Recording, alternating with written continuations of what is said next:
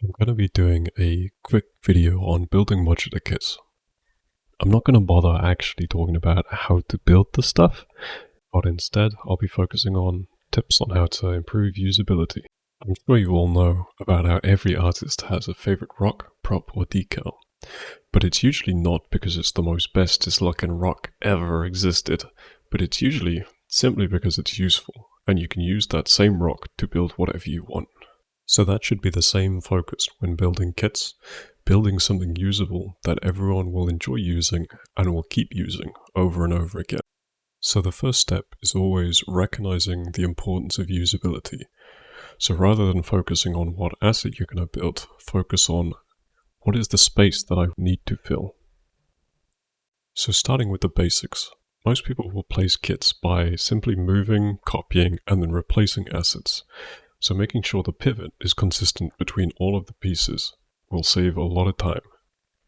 On this note, it's also worth talking about rotations, because a lot of assets do need to continue snapping when rotated. And as you can see in this example, if you don't use the right amount of sides on your cylinder, you'll end up with all these weird little jaggedy overhangs. So it's pretty easy to avoid this, and it's simply by building things by a multiple of 4. So 12, 8, 16, 32, etc. And then you always have this 90-degree perfect snapping where things always line up. So now for the biggest tip. As I kind of mentioned earlier, the most important thing is looking at the space you need to fill rather than what you want to put there. So in this case, I'm just modeling with some block out cupboards.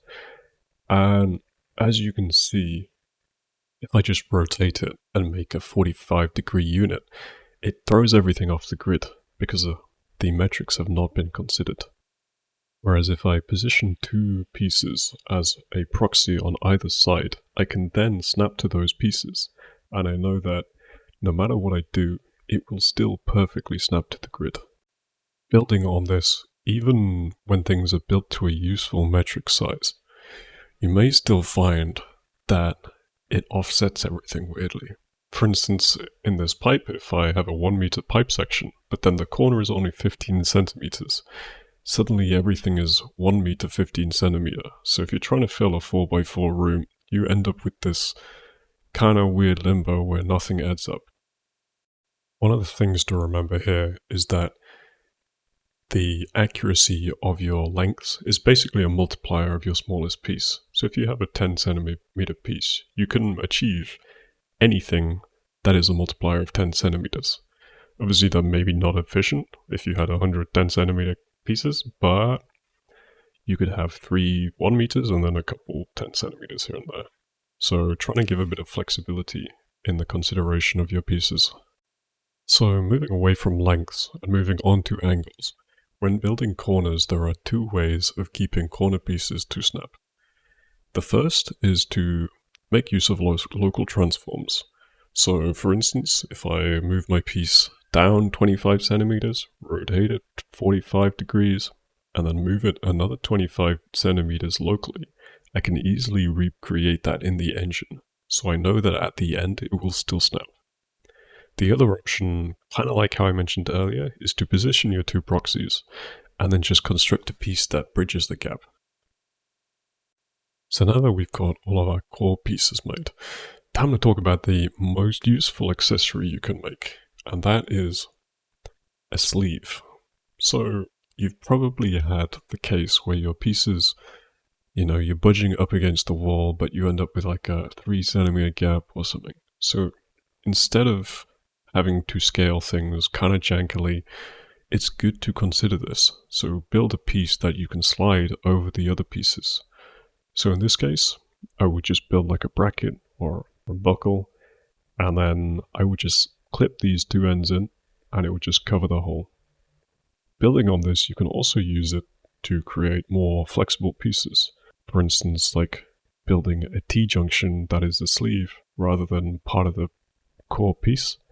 And you can slide it up and down your pipe and have it basically fit anywhere. It's also really useful for creating stuff like wall brackets, because generally you end up clipping your pipe quite far into the wall, because every room is a different size. So having something that you can slide up and down makes it very, very flexible and usable. Now, this one isn't really a tip, but more of a reminder how important it is to test your work.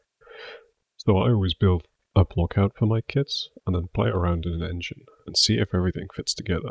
A bit like how I've been doing here. Because if you have to update things later, it's going to move everything.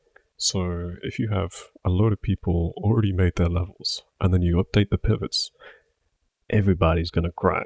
And they'll all be very, very sad and have to redo their work.